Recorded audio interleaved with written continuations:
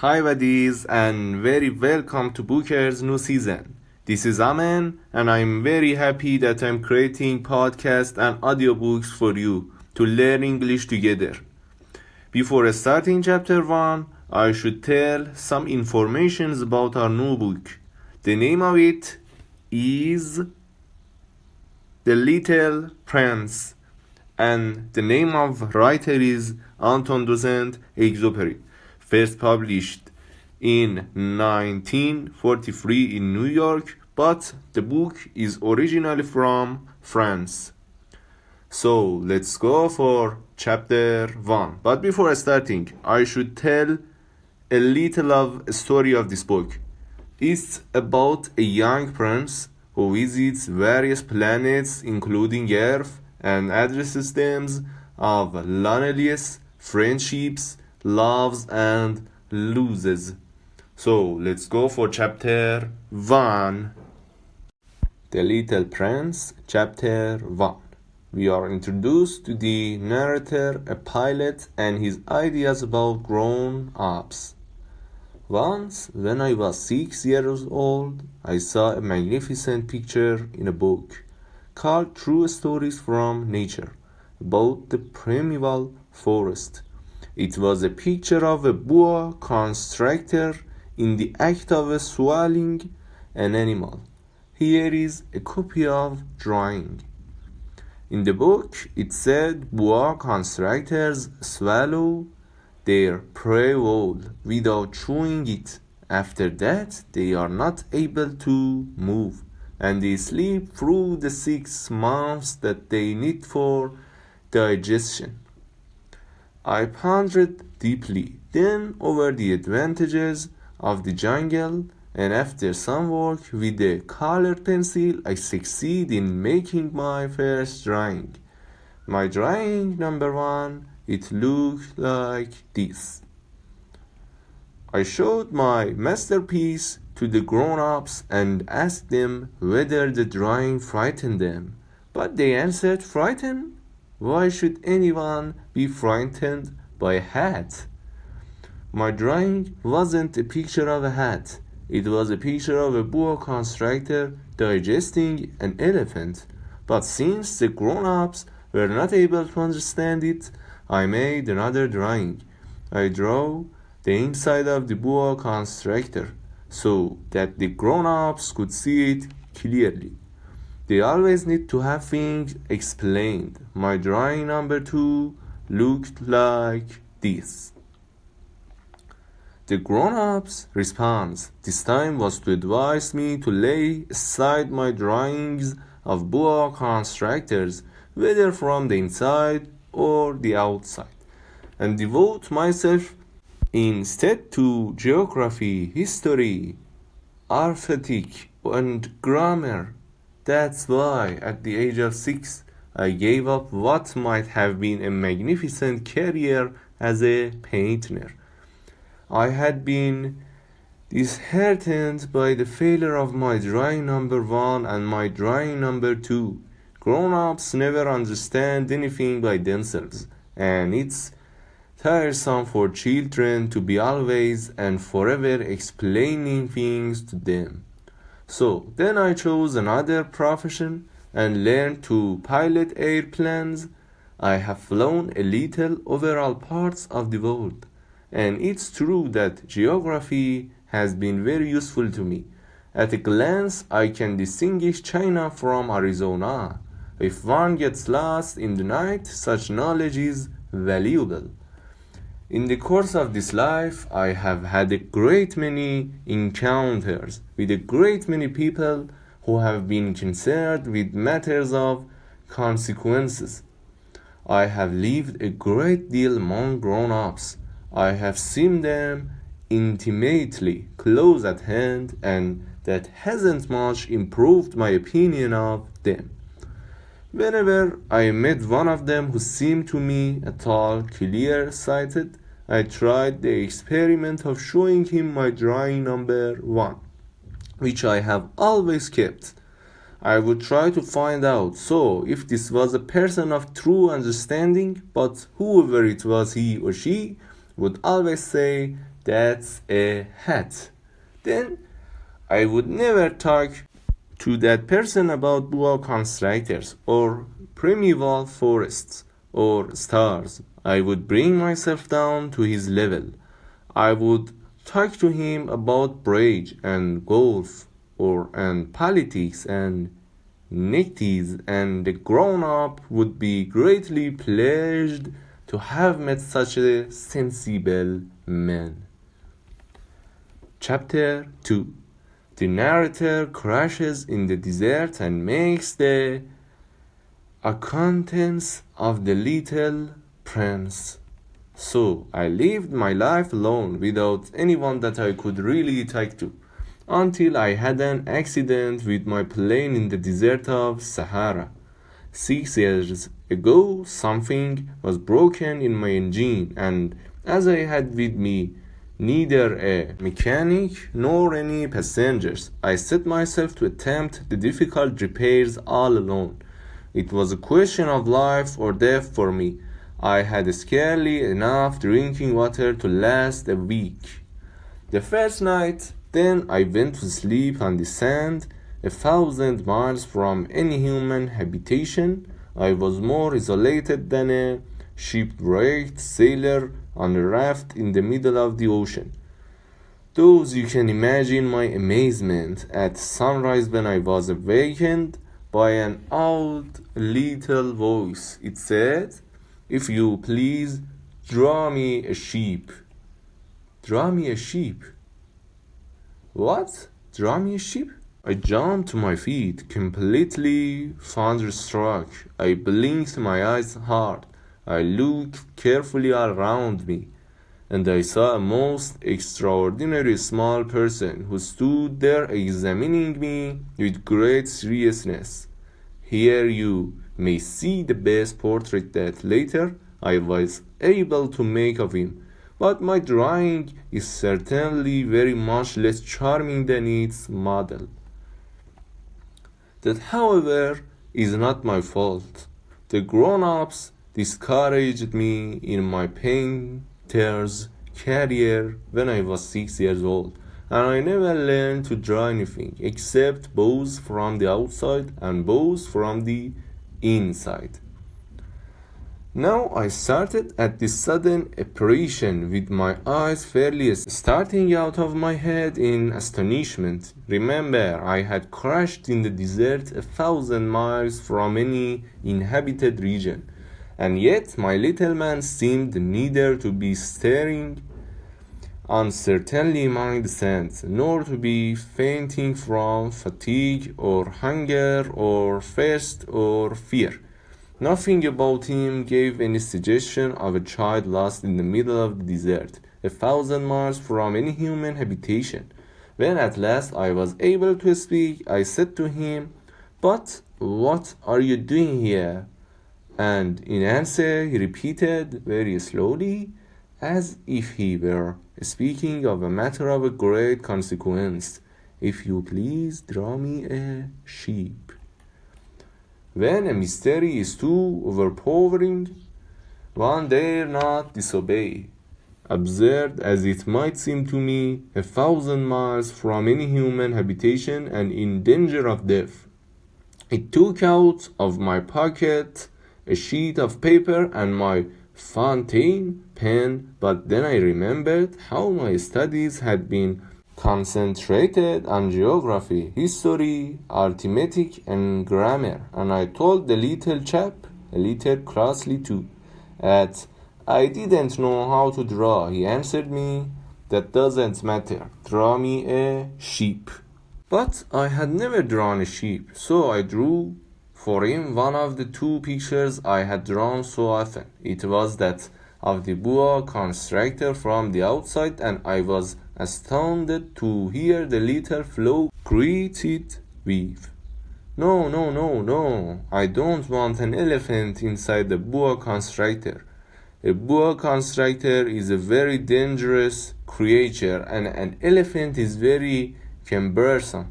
Where I live, everything is very small. What I need is a sheep. Draw me a sheep." So then I made the drawing. He looked at it carefully. Then he said, "No, this sheep is already very sickly. Make me another." So I made another drawing. My friend smiled gently and indulgently. "You see yourself," he said, "that this is not a sheep, this is a ram. It has horns." So then I did my drawing over once more, but it was rejected too, just like the others.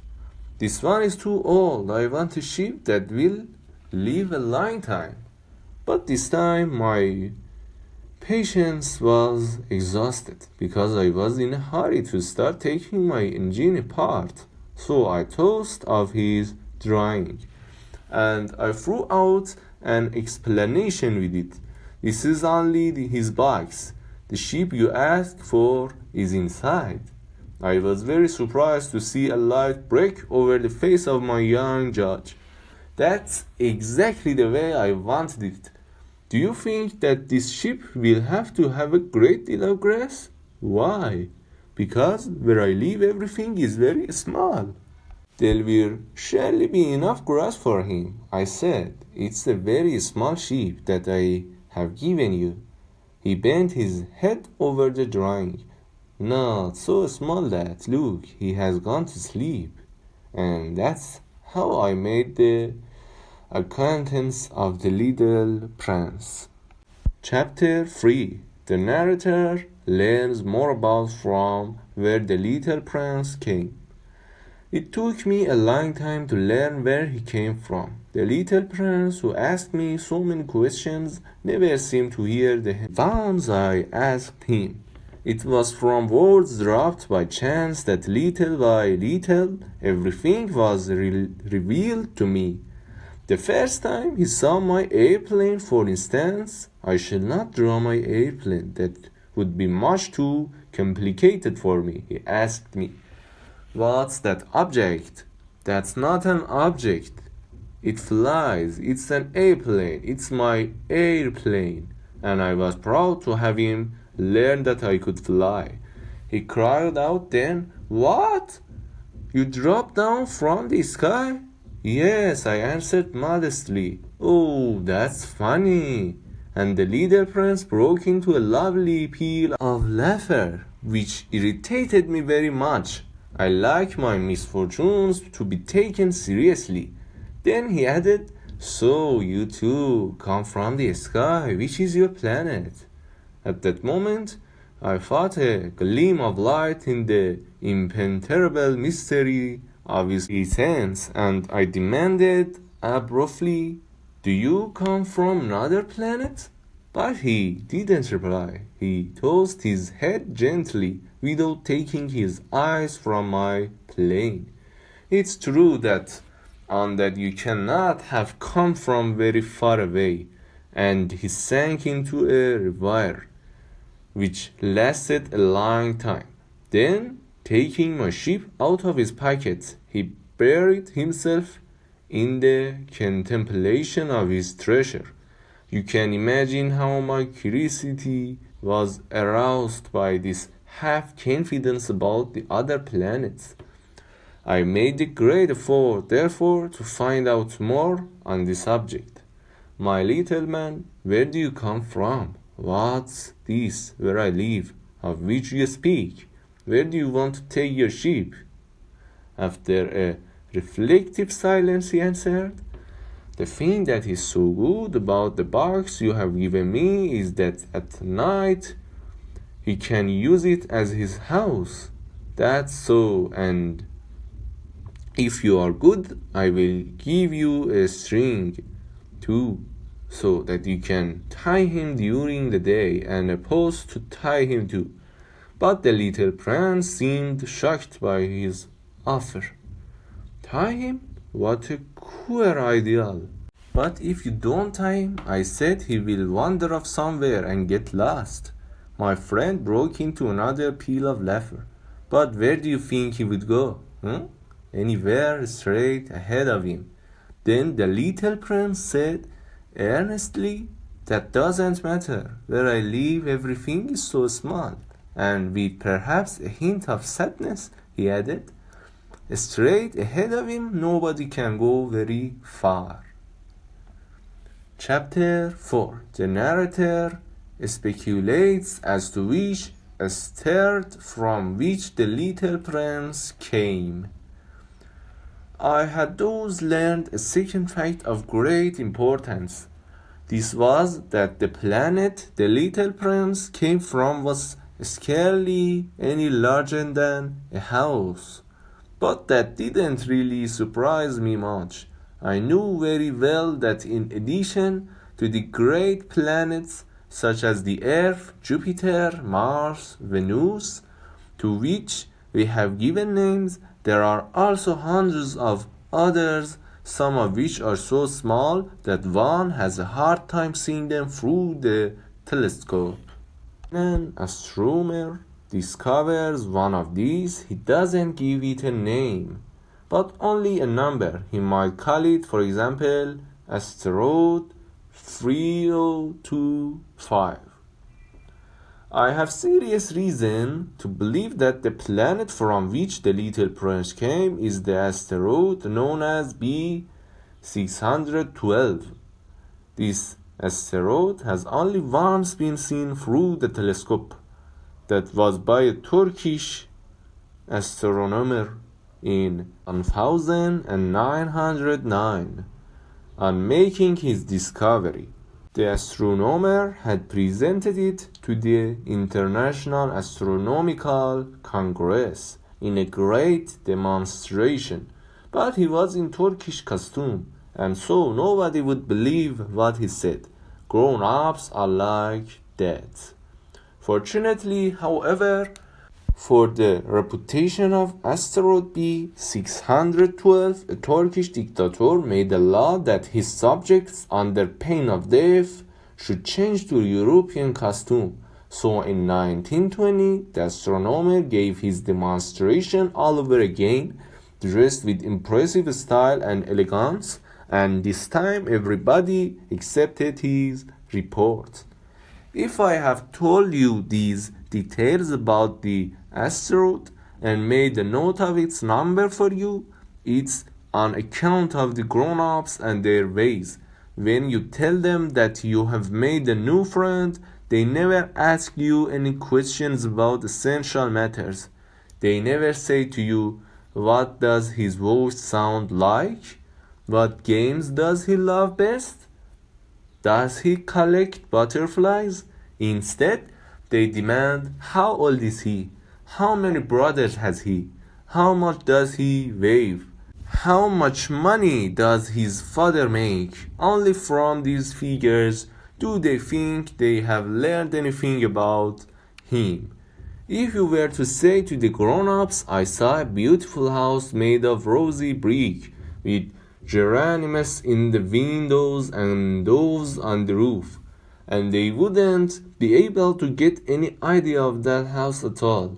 You would have to say to them, I saw a house that cost $20,000. Then they would exclaim, oh, what a pretty house that is.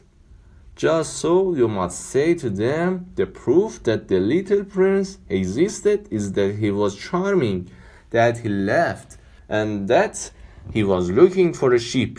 If anybody wants a sheep, that is a proof that he exists. And what good would it do to tell them what? They would shrug their shoulders and treat you like a child. But if you said to them the planet he came from is asteroid B612, then they would be convinced and leave you in peace from their questions. They are like that. One must not hold it against them. Children should always show great forbearance toward grown-up people. But certainly for us who understand life, figures are a matter of indifference. I should have liked to begin this story in the fashion of the fairy tales. I should have liked to say, once upon a time there was a little prince who lived on a planet that was scarcely any bigger than himself, and who had need of a sheep. to those who understand life, that would have given a much greater air of truth to my story. For I don't want anyone to read my book carelessly. I have suffered too much grief in setting down these memories.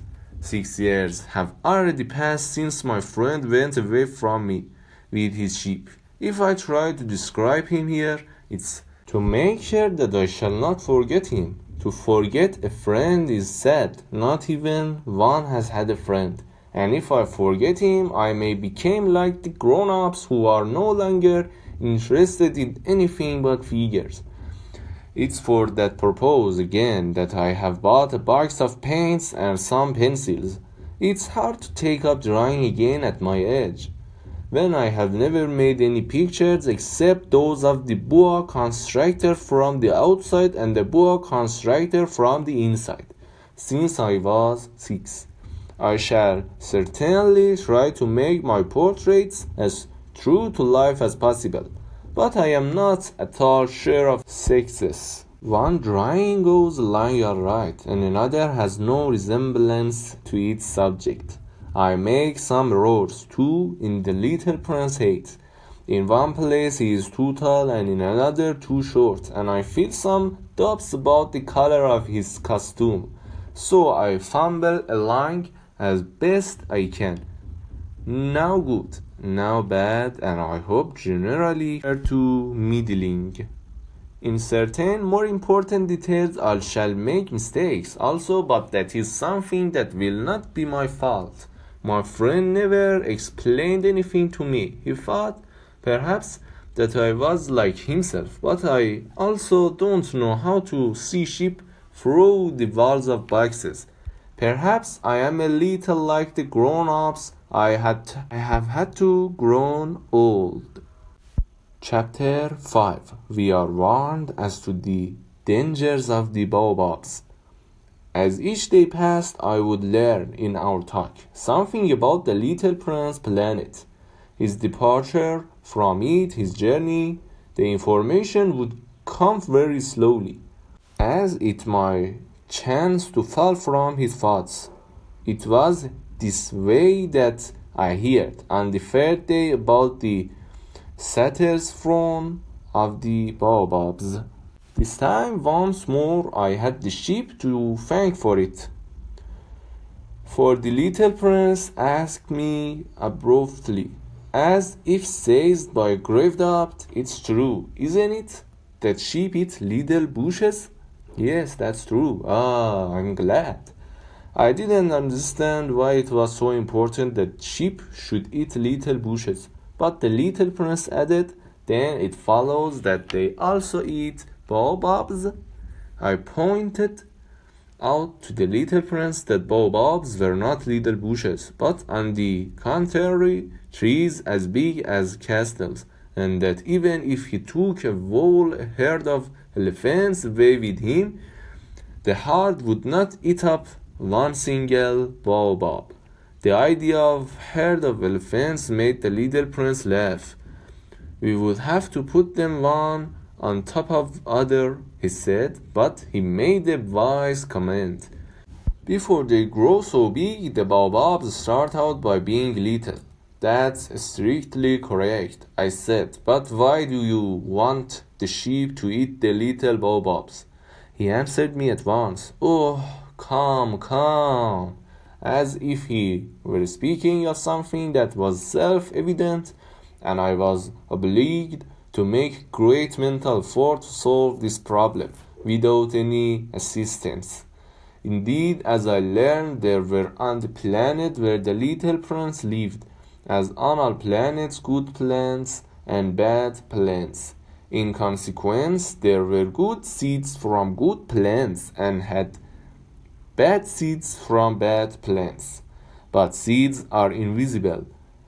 They sleep deep in the heart of the earth's darkness, until someone among them is seized with the desire to awaken. Then this little seed will stretch itself and begin timidly at first to push a charming little sprig inoffensively upward toward the sun. If it's only a sprout of radish or the sprig of a rose bush, one would let it grow wherever it might wish. But when it's a bad plant, one must destroy it as soon as possible, the very first instant that one recognizes it. Now there were some terrible seeds on the planet that was the home of the little prince, and these were the seeds of the baobab. The soil of that planet was infested with them. A baobab is something you will never be able to get rid of it if you attend it too late. It spreads over the entire planet. It bores clear through it with its roots. And if the planet is too small and the baobabs are too many, they split it in pieces. It's a question of discipline. The little prince said to me later on, when you have finished your own toilet in the morning, then it's time to attend to the toilet of your planet. Just so, with the greatest care, you must see that you pull up regularly all the baobabs at the very first moment where they can be distinguished from the bushes, which they resemble so closely in their earliest youth. It's very tedious work, the little prince added, but very easy. And one day he said to me, you might to make a beautiful drawing so that the children where you live can see exactly how all this is. That would be very useful to them if they were to travel someday. Sometimes, he added, there is no harm in putting off a piece of work until another day. But when it's a matter of baobabs, that always means a catastrophe. I knew a planet that was inhabited by a lazy man. He neglected 3 little bushes. So, as the little prince described it to me, I have made a drawing of that planet. I don't much like to take the tone of moralist, but the danger of the baobabs is so little understood, and such considerable risks would be run by anyone who might get lost unstirred, that for once I am breaking through my reserves. Children, I saw plainly what. Watch out for the baobabs. Watch out for the baobabs. My friends, like myself, have been skirting this danger for a long time, without ever knowing it, and so it's from them that I have worked so hard over this drawing. This lesson which I pass on by this means is worth all the trouble it has cost me. Perhaps you will ask me, why are there no other drawing in his book as magnificent and impressive as this drawing of the baobabs? The reply is simple. I have tried, but with the others I have not been successful. When I made the drawing of the baobabs, I was carried beyond myself by the inspiring force of urgent necessity. The end of chapter 5. Thank you guys for listening me. I'm very happy to have you with myself. Don't forget to like and subscribe my channel because it can be very helpful for me to improve my way, to continue my way. And please like the podcast and write your opinion about me, about the podcast, about the books, and about the future and upcoming books, to choose one of them. Thank you so much, and goodbye until tomorrow.